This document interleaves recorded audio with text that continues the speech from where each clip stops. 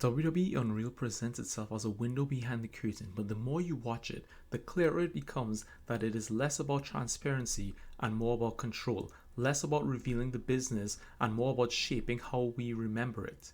On the surface, Unreal looks like a candid backstage documentary, but in reality it functions like a sophisticated narrative machine, a way for WWE to revisit controversial moments, reframe fan reactions, and ensure that the company, not the audience, ultimately owns the story. This is most obvious in how Unreal revisits key moments like The Rock and John Cena's heel turn or the infamous Charlotte Flair and Tiffany Stratton promo that went off script. These moments that generated raw, real, unpredictable fan reactions, and instead of letting those reactions live on their own, WWE used Unreal to step back in and say, actually, here's how this should be understood. That is not just reflection, it is a narrative management after the fact, and it raises an important question. If WWE truly trusted its own storytelling, why would it feel the need to control how we remember it? Is Unreal really for the fans, or is it primarily for WWE to protect its image? For decades, wrestling fans have understood that the outcomes are scripted.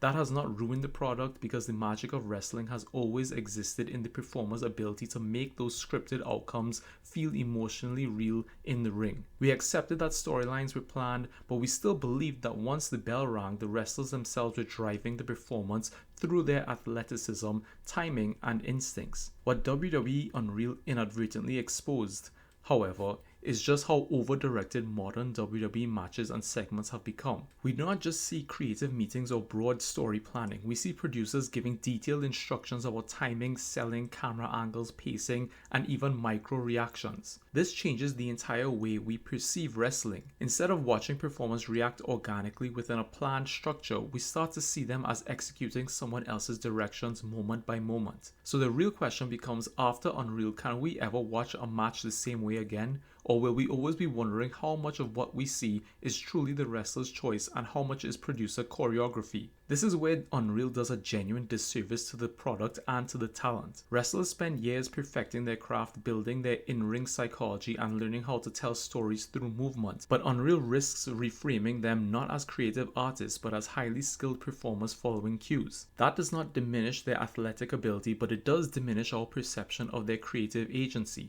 Wrestling works because fans believe that even within a scripted framework, the wrestlers are in control of their performance in the ring. Unreal threatens that belief. When we see how heavily directed everything is, it becomes harder to see matches as collaborative art form between performers and instead as a tightly controlled television production where wrestlers are just pieces being moved around. Does that make you appreciate them more for executing such complex direction or less because their individuality feels constrained?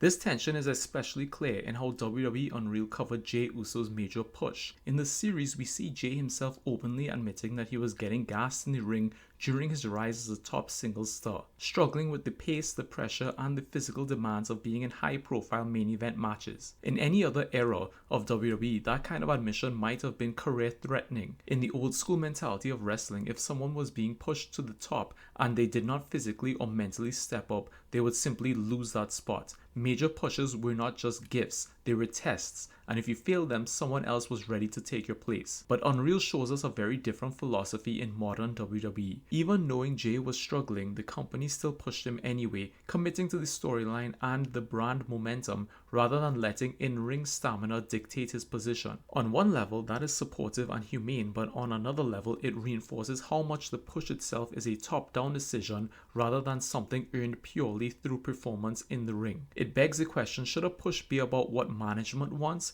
or what a performer proves they can handle night after night? This connects directly to the larger issue Unreal reveals. WWE is not just scripting outcomes anymore, it is orchestrating every layer of the product like a stage play. That has a real impact on match quality. Many fans have noticed that modern WWE matches often feel more like sequences hitting planned beats than organic athletic contests. Unreal makes that feeling harder to shake because now we have seen the machinery behind it. Once you know how much is being directed, it becomes difficult to unsee. Every pause, every dramatic stare, every perfectly timed comeback can start to feel less like instinct and more like choreography. And once that perception exists, it can never fully go away. The Rock and John Cena storyline is another perfect example of how Unreal functions as narrative control. The heel turn generated massive debate among fans, with some loving it, others hating it, and many interpreting it in many different ways. Instead of letting that discourse exist independently, WWE used Unreal to recontextualize it,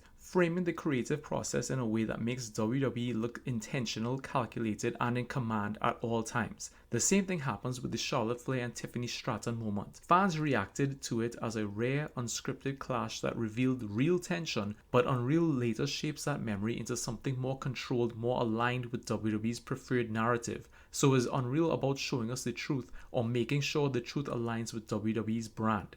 This is where the theme of power becomes central. WWE Unreal ultimately shows us who really holds control in modern wrestling, and it's not the wrestlers and it's not the fans, but it is the company itself. Even moments that feel spontaneous or rebellious are eventually absorbed into WWE's official storytelling framework. That is why Unreal feels less like a documentary and more like a corporate narrative tool. It does not just reveal the process, it curates it, filters it, and presents it in a way that reinforces WWE's authority. Do you think fans benefit from that level of control, or does it take something away from the organic relationship between audience and performers? At the same time, Unreal also exposes a shift in how WWE views its stars. The Jey Uso segment shows a company willing to protect its investment in a performer even if he is not at a peak condition, which contrasts sharply with the ruthless competitiveness of past eras. Back then, being gassed out after a squash match on a major push might have gotten you quietly replaced. Today, WWE seems more willing to support its chosen stars through their struggles, even if that means pushing them before they are fully ready. That is not necessarily bad, but it highlights how much pushes are now driven by branding, merchandising, and the company's bottom line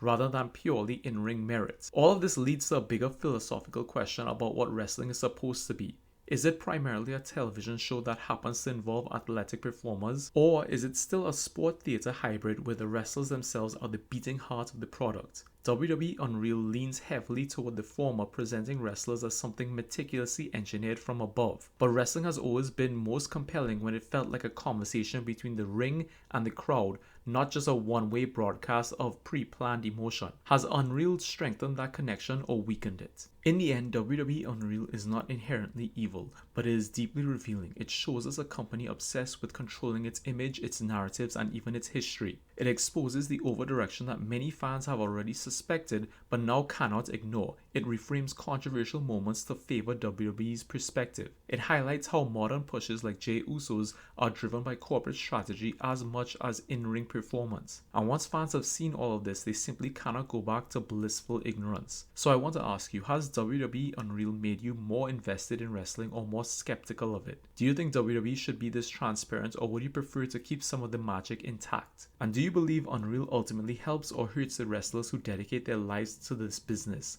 Let me know in the comments. Thank you for listening. I appreciate it.